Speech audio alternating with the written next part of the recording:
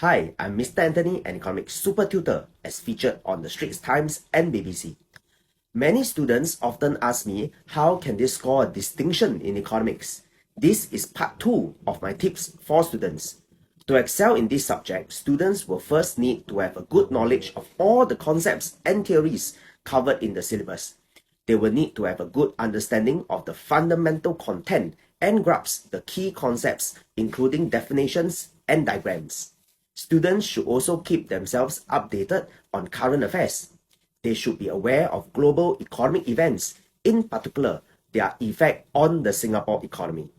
Students will need to keep abreast of current news and reports available online and on print media, as economics is dynamic and constantly changing.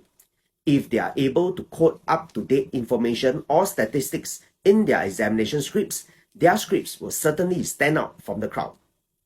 Apart from having good knowledge on current affairs, students will also need to be able to apply economic concepts in the right context in order to excel.